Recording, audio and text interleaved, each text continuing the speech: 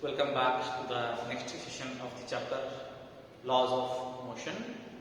Friends, in the previous video we studied the meaning of the first law of Newton of motion, that is law of motion, that is Newton's first law of motion, second law of motion and third law of motion. These are the just fundamentals, and along with that we studied one more thing, that is that the total linear momentum of a system is, or isolated system is, conserved. Now today we are heading to the one more important topic, that is called as equilibrium of concurrent forces, or also called as equilibrium of a particle. So before that, here are two different words are there. Forces, already yesterday only we defined what is the meaning of force. Force means what? Either it is a push or a pull. It is called as a force. Now let us understand the meaning of equilibrium and concurrent. So now first let us take up the meaning of concurrent. What is meant by concurrent force?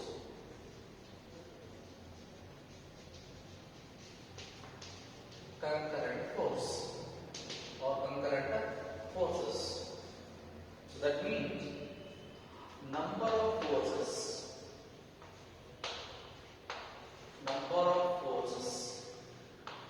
are acting or meeting a point.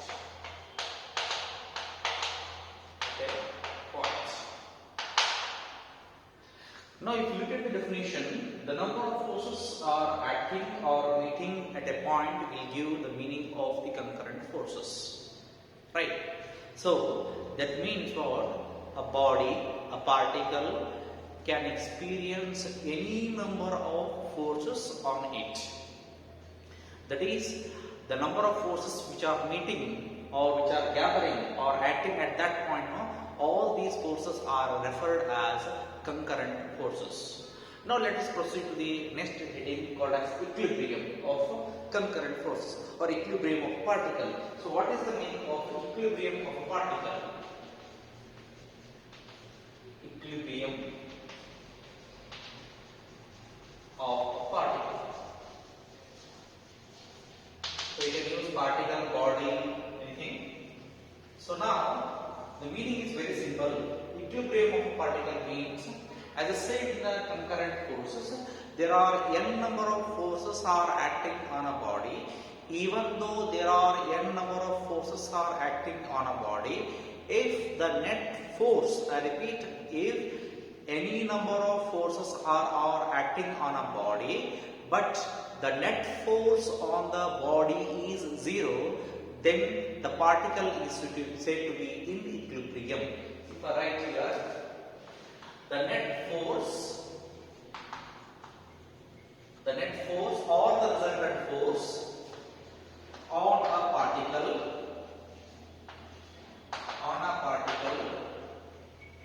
is 0. Here I said the net force or the resultant force on a particle is 0.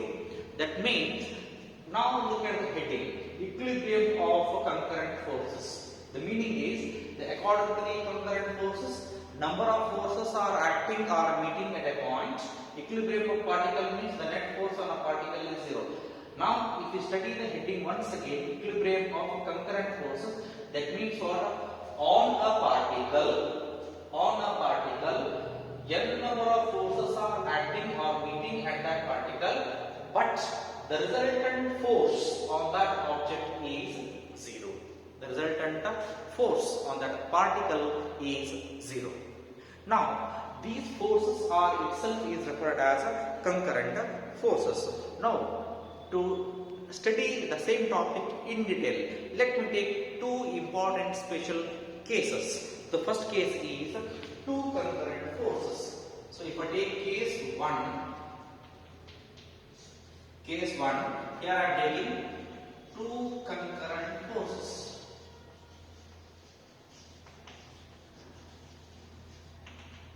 Here I am taking two concurrent forces. So what is the meaning of two concurrent forces?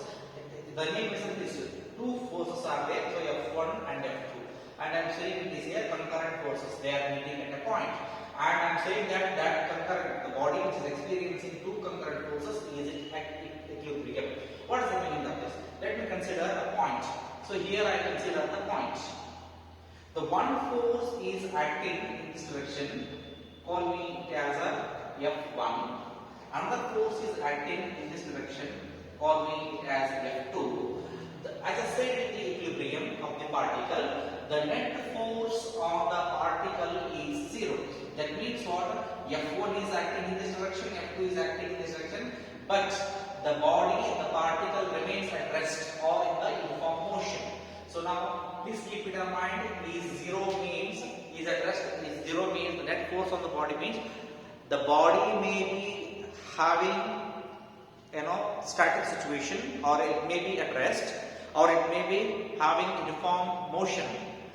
That uniform motion, that static situation, if it is not disturbed by the concurrent forces, then the body is said to be equilibrium of concurrent forces. Now here also, the object remains in its states. It may be at rest or else it may be in the uniform motion. So at that time, I can say that F1 plus F2 is equal to 0 because I want to calculate the resultant force. Then if I rewrite the same equation, I will get F1 is equal to minus F2. That means what? If we want to say a particle is in equilibrium, when two forces are acting on it, both the forces must be equal. According to the equal sign, according to this expression, we can say that both the forces must be equal, but they must act in opposite direction. I repeat, if a body is said to be in equilibrium, when it is experiencing two forces, the two forces must be equal and opposite. Then only the body is said to be in equilibrium condition. After this, if I move to the case 2, in case 2, as I said already, so here I have taken two concurrent forces. Let me take three concurrent forces. If I take three concurrent forces, so what happens to the body? So as I said here, three concurrent forces means what? Here two forces at the beginning are taken in a plane, that is a law of parallelogram. So that means what? Two adjacent forces are taken. So let me consider an object here. So if I consider an object, one force is taken in this direction, say call it as F1, this is the direction of F1. Another force is taken in this direction, let me say, okay, now let me take this direction, it's my choice, if I take in any direction. So this is considered as F2. So here two forces are already taken, F1 and F2. So if I take the third one as I said, it is a law of equilibrium. Then if you resolve this component, so we will arrive at this position. So this will be the, according to the law of parallelogram, this will be the F3, but I must take opposite to this direction. So then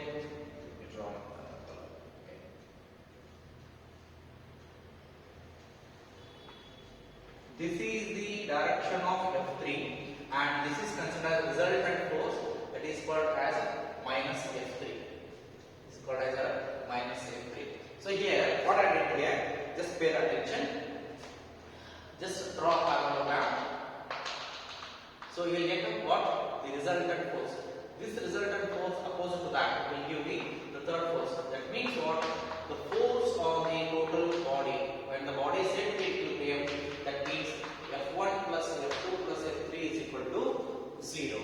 Next one is, as I said here, F1, F2 plus F3 is equal to 0. Just equally arrange. Then what it says, F1 plus F2 is equal to minus F3. Look at this equation again. So if you look at this equation, it says that the resultant force of F1 and F2 should be opposite to the direction of F3. That is why I have taken in the opposite direction. You may confuse at the beginning only why I have taken in this direction rather than this one. Because this will give the resultant force.